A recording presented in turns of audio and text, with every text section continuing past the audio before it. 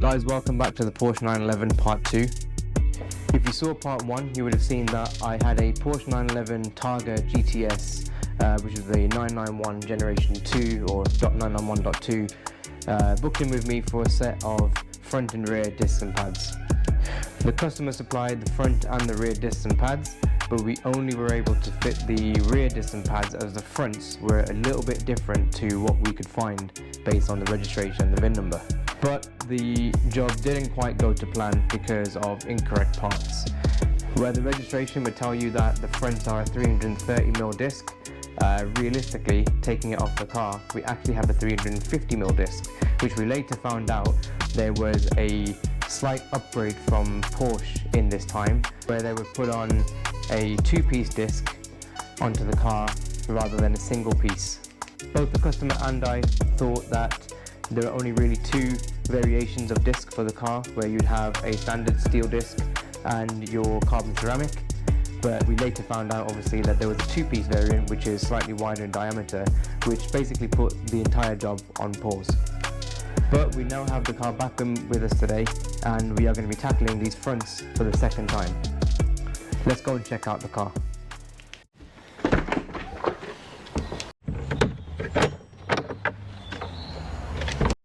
So here she is. This is the Porsche 911 4 GTS Targa. I think that's the right way of saying it. I'm not sure which order it is. But as you can see, we did the rears last time. So new discs, new pads, caliper all cleaned up, and yeah, looking nice, bedding in quite nicely. Luckily these were the ones that were correct from what was specified before, because it doesn't look like the rears had any upgrades at all. They were exactly the same ones as you would find, apart from the ones that have carbon ceramics on front and rear. The fronts are the ones now where we have the slight variation. So as you can see on the disc itself, which is not looking in any good condition whatsoever, you can just see the gap between them. There are some kind of spokes that go from the center hub to the outside kind of braking contact area. That is a two-piece disc. Usually what I would kind of consider as a two-piece disc is that you're actually able to remove the outside portion of the disc. There are several rivets on the outside bell housing kind of area where you can separate the braking surface from the hub area and then replace it. That's what I would usually consider as a two-piece disc, but in this case it's not. It is still technically one piece, you know, you still have to replace the entire disc itself. Yeah, I guess they're probably just lighter in weight, maybe. Obviously they're slightly wider diameter, I don't know, but yeah, that's the new disc. What I'm talking about, that's the upgraded version of the steel disc that you get for this car. So hopefully in the front is a set of 350mm two-piece discs. So let's open it up and find out.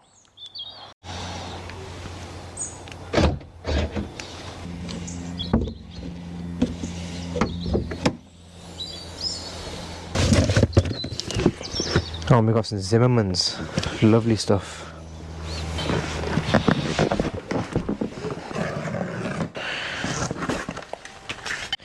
We're looking promising so far. So if we get the tape measure out again, you can just see if I can hold it straight. Ah, I can't hold it straight. Oh my god. You get the picture. 350mm, right to the edge. In fact, I'm pretty sure 350mm is the same diameter that I have on my S5. So I've basically got a Porsche S5 GTS Targa with a 3-litre V6 single turbo.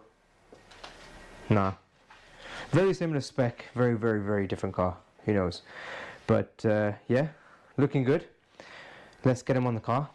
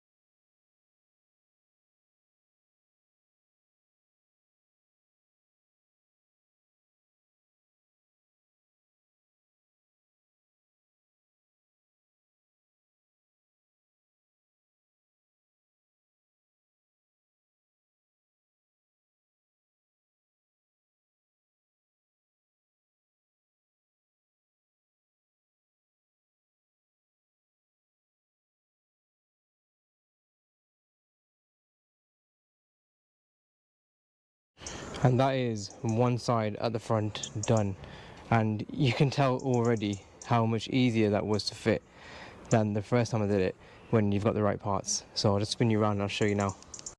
So from the first video you would have seen straight off the bat that the edge of the pad here was not quite lining up with the inside edge of the disc, and there was an overhang on the inside, if you could just see through that gap on the previous video, maybe in that area there.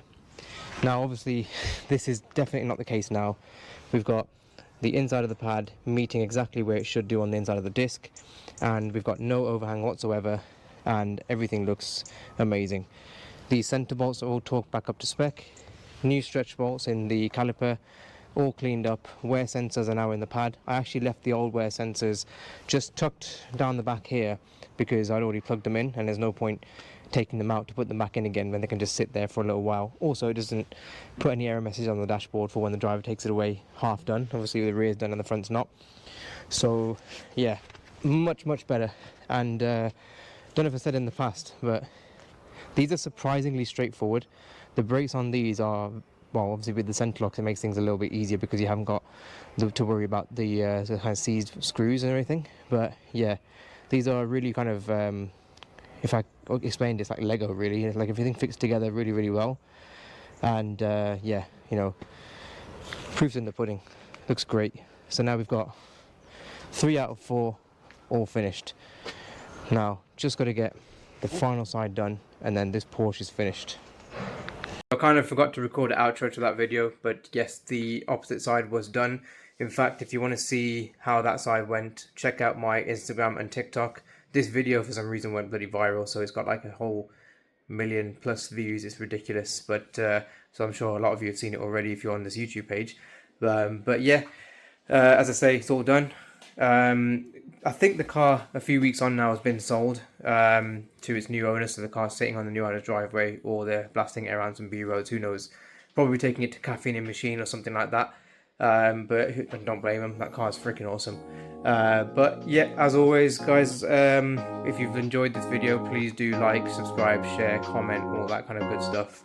I've got something very interesting coming in the next few videos, so please stay tuned. I've got some really cool stuff on the way, and I will see you in the next one.